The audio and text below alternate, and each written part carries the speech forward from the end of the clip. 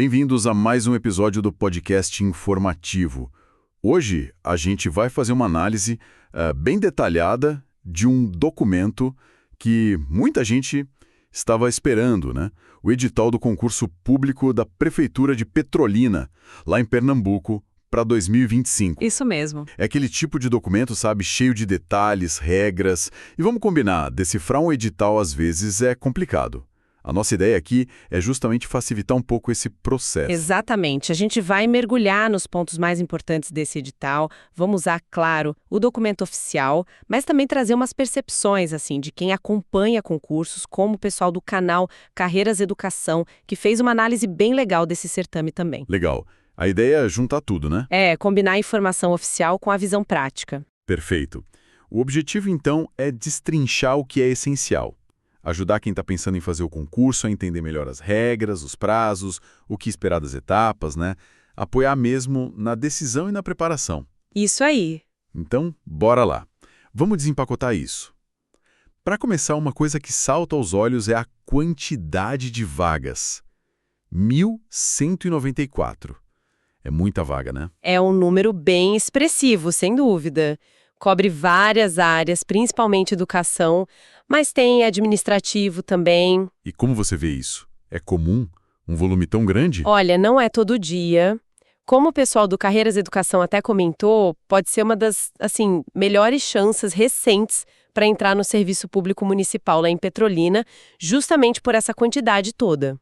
Entendi. A gente está falando de mais de 760 vagas só para professor de educação infantil e anos iniciais.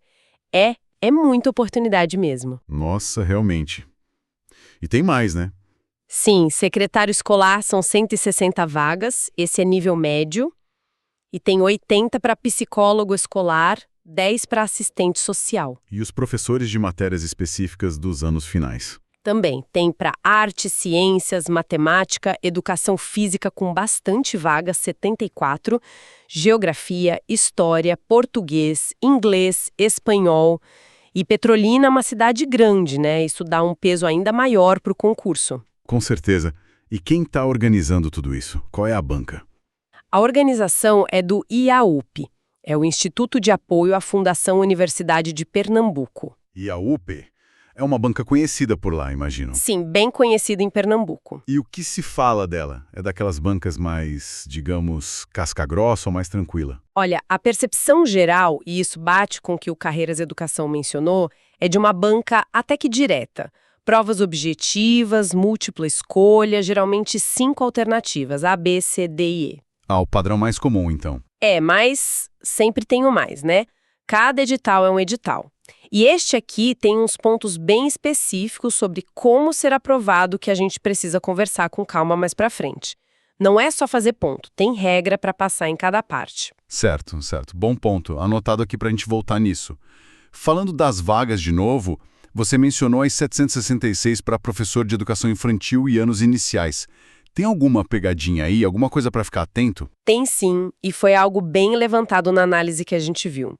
O cargo no edital é um só, mas é fundamental dar uma olhada com atenção no anexo 3, que traz o conteúdo que vai cair na prova.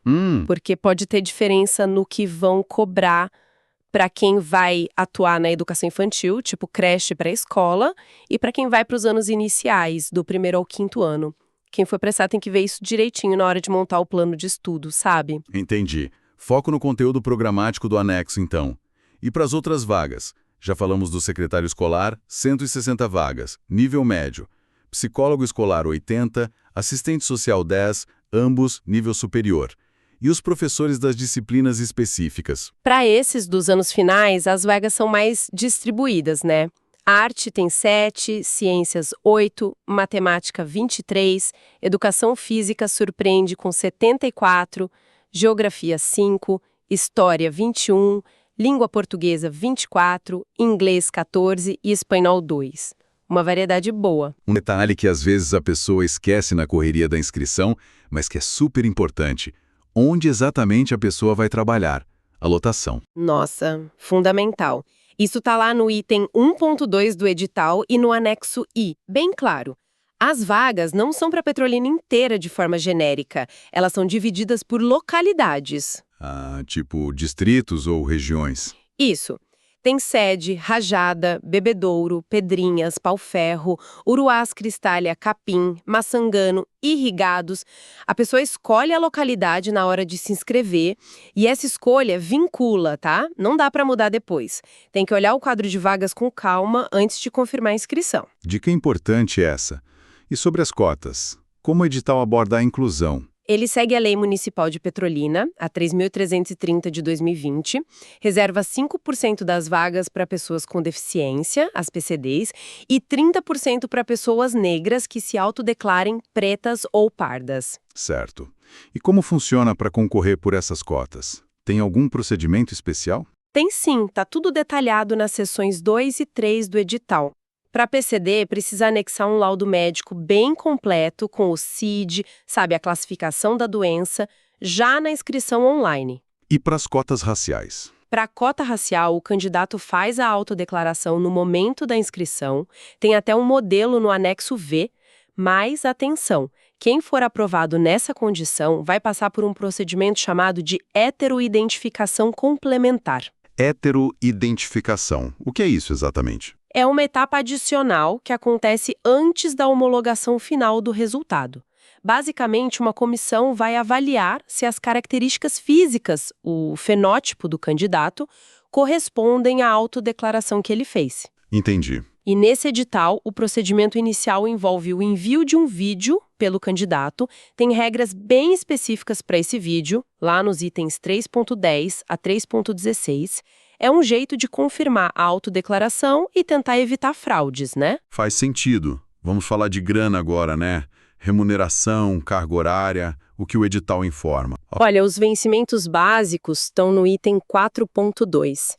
Para todos os cargos de professor, o valor é R$ 3.969,99. Isso para 150 horas aula por mês, que dá umas 30 horas por semana. E os outros cargos? Secretário, psicólogo, assistente social. Secretário escolar, que é nível médio, o básico é R$ 2.199,10 para 40 horas semanais, ou seja, 8 horas por dia. Já psicólogo escolar e assistente social, ambos nível superior, o básico é R$ 1.681,45 para 30 horas semanais, 6 horas por dia. Mas é importante frisar, né? Isso é o vencimento básico. O próprio edital fala que tem gratificações. Exatamente. O edital mesmo diz que a esses valores básicos serão somadas gratificações específicas de cada cargo de acordo com a lei municipal. Então, o valor final no bolso tende a ser maior. E, além do dinheiro em si, tem aquele ponto da estabilidade. Sim. Que foi comentado lá no Carreiras Educação. Sim, acho que vale a pena reforçar isso.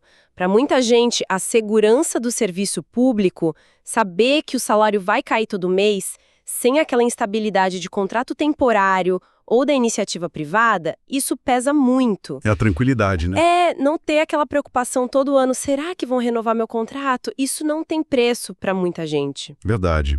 Mudando de assunto, inscrições. Como faz? Quais as datas? Já estão abertas, começaram dia 15 de outubro de 2025 e vão até 26 de novembro de 2025. É tudo pela internet, só pelo site www.uppnet.com.br, que é o site do IALP Concursos. E o valor da taxa? Geralmente é um ponto que pega. Para nível superior, professor, psicólogo, assistente social, R$ 150. Para o nível médio, secretário escolar, R$ 130. Salgado, hein? E um ponto que o pessoal comentou nessas análises é que as taxas de concurso, de modo geral, têm subido, né? É um custo a mais para colocar no planejamento, principalmente para quem presta vários. Tem como pedir isenção dessa taxa? Tem, mas olha, o prazo é curtíssimo. Só de 15 a 17 de outubro de 2025. Bem no início das inscrições. Nossa, 3 dias só. E quem pode pedir? Os critérios estão lá no item 7.13.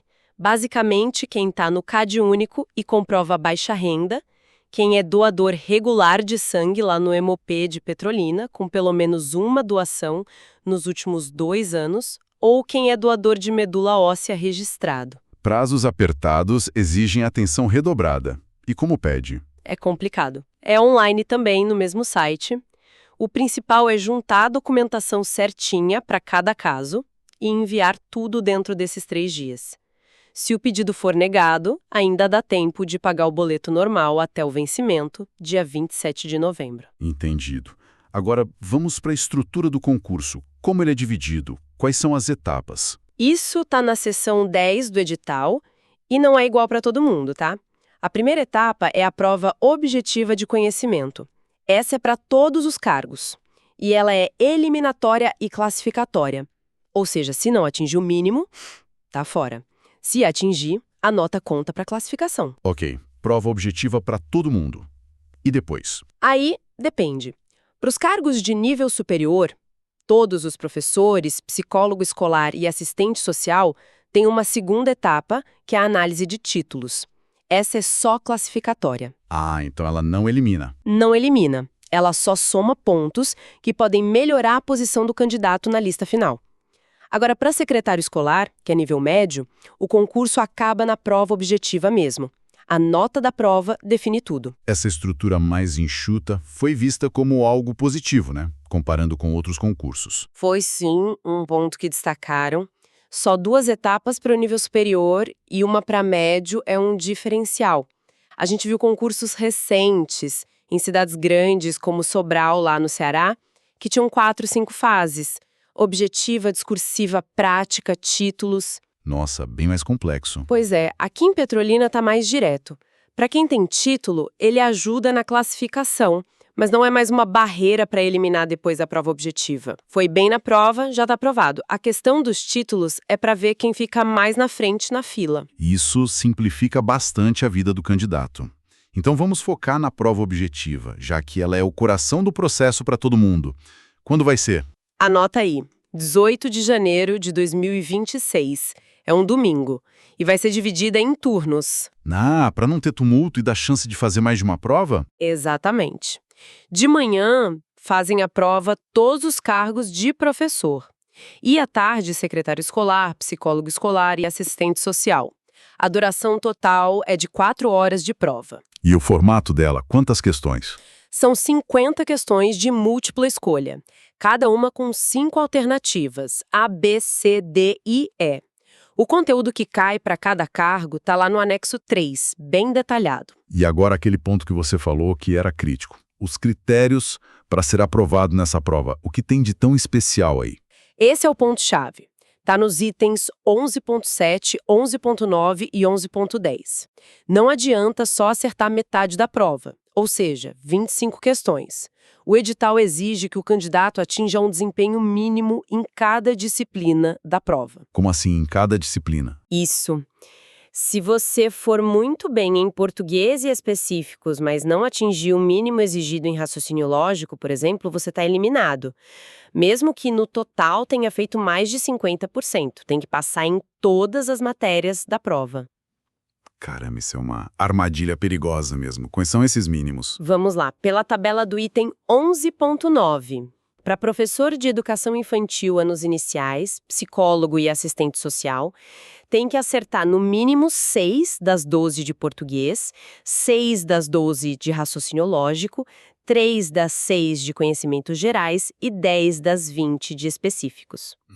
Para professor dos anos finais, disciplinas específicas, mínimo de 5 acertos em português, de 10 questões, 5 em conhecimentos gerais, de 10, e 15 em conhecimentos específicos, de 30. E para secretário? Para secretário escolar, mínimo de 5 acertos em português, de 10, 4 em matemática, de 8, 6 em conhecimentos gerais, de 12, e 10 em conhecimentos específicos, de 20. Então, na prática, se a pessoa zerar ou ficar abaixo desse mínimo em qualquer uma dessas partes, já era. Eliminação automática. É isso. Exatamente isso. É um critério bem rigoroso. Exige uma preparação, assim, muito equilibrada. Não dá para focar só no que vale mais ponto e deixar o resto de lado. Tem que ser bom em tudo um pouco. Pelo menos o suficiente para passar do mínimo em tudo. O pessoal do Carreiras e Educação bateu muito nessa tecla. Você precisa fazer 50% por disciplina. É uma característica desse edital que exige estratégia de estudo mesmo. E além dessa regra de eliminação, tem aquela outra questão sobre a pontuação necessária, né? Uma coisa é ser aprovado no papel, outra ser chamado para vaga. Exatamente. É uma reflexão importantíssima, assim, mas realista sobre concursos hoje em dia. Atingir esses mínimos garante que você não seja eliminado e, se for o caso, vá para a fase de títulos. Mas, na prática, a concorrência geralmente é alta. A nota de corte real, aquela que te coloca dentro das vagas que vão chamar logo, costuma ser bem mais alta que esses 50%. Ah, entendi. O mínimo do edital te mantém no jogo, mas não garante a cadeira. Exato. A sugestão que a gente ouve de especialistas, de cursinhos, é mirar mais alto, talvez uns 65%, 70% de acertos totais. Mas, claro, sem esquecer de garantir os mínimos em cada disciplina, senão não adianta nada. É para não correr o risco de ser aprovado, mas ficar lá no fim da lista, né? Isso. Como disseram numa análise, fazer só o perfil mínimo hoje pode te deixar fora das vagas imediatas. É um recado para mirar um desempenho superior mesmo. Recado dado. Importante. Agora, a análise de títulos. A segunda etapa para professores, psicólogos e assistentes sociais. Como ela funciona e qual é a tal polêmica ou peculiaridade? Bom, relembrando, só classifica, não elimina e vale no máximo 20 pontos. A nota final vai ser a soma da prova objetiva, que vale 80, com os títulos, que valem até 20. Total de 100 pontos. Ok. E como pontua? A pontuação está lá no item 14.19. Especialização lato sensu, aquela pós-graduação com no mínimo 360 horas, reconhecida pelo MEC, vale 7,5 pontos. Mestrado stricto sensu, também reconhecido, vale 12,5 pontos. E doutorado stricto sensu, reconhecido, vale 20 pontos. Certo. E qual é o ponto que chamou a atenção? A peculiaridade. Está bem ali escrito em caixa alta no edital. Pontuação não cumulativa. Não cumulativa. O que isso significa na prática? Significa que só o seu título de maior valor vai contar. Ponto final. Se você tem doutorado, ganha 20 pontos e acabou. Mesmo que tenha também mestrado e várias especializações, elas não somam mais nada. Se o seu título mais alto for o mestrado, você ganha 12,5 pontos. E a especialização que você talvez tenha não entra na conta. Só vale o maior. Mas isso é normal em concurso para educação. Geralmente não dá para somar pontos de uma pós com o mestrado, por exemplo. Até um limite. Pois é. Essa regra causou um certo estranhamento em algumas análises. O mais comum, o que a gente tem visto em editais recentes para a área da educação, é permitir acumular pontos de títulos diferentes até um teto. Essa regra do IALP aqui, não cumulativa, foge um pouco do que se pratica mais. Interessante. Não é ilegal, claro. Tá na regra. Não, de forma alguma. É a regra do jogo para este concurso. Mas é um ponto para quem tem várias titulações ficar ligado e pensar na estratégia. Boa. Para ajudar o pessoal a se organizar, vamos repassar as datas principais do cronograma? Tá no anexo 2, né? Isso, anexo 2.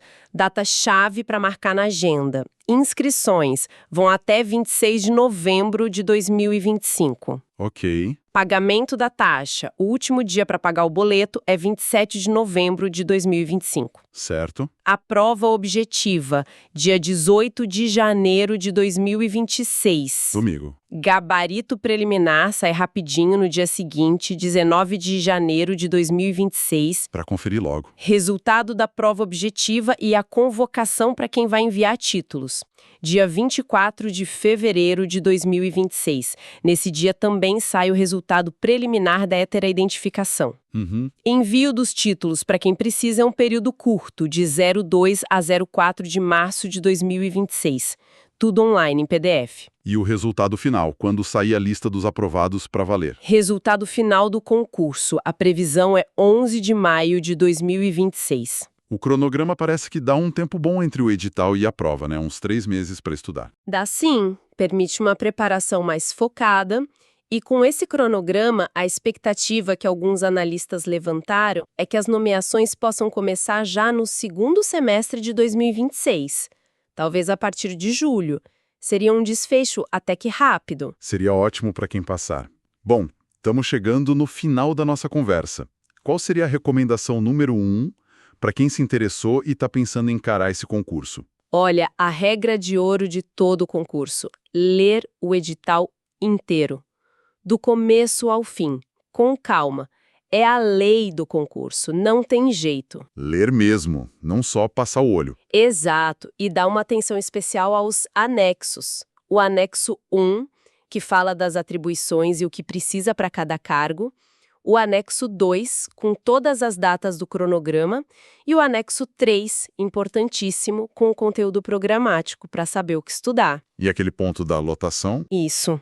Reforçando, olhar com muita calma o quadro de vagas lá no item 1.2 para escolher a localidade certa na hora da inscrição, lembra que não pode mudar depois.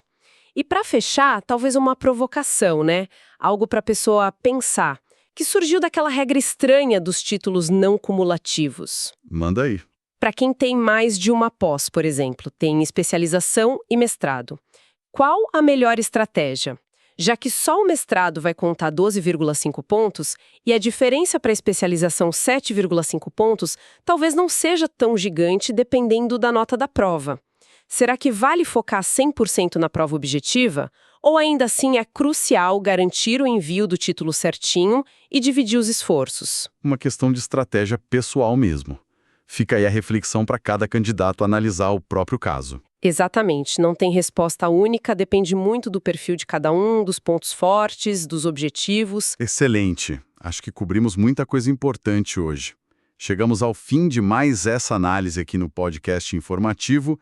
Queremos agradecer demais a audiência que nos acompanhou. Esperamos que essa exploração do edital de Petrolina tenha sido útil, que tenha ajudado a clarear os pontos mais importantes desse concurso que promete ser bem concorrido. E se esse tipo de conteúdo, essa análise mais a fundo te interessa, se você gostou, não esquece. Se inscreve aí no canal Podcast Informativo para não perder as próximas. Combinado? Até a próxima, pessoal!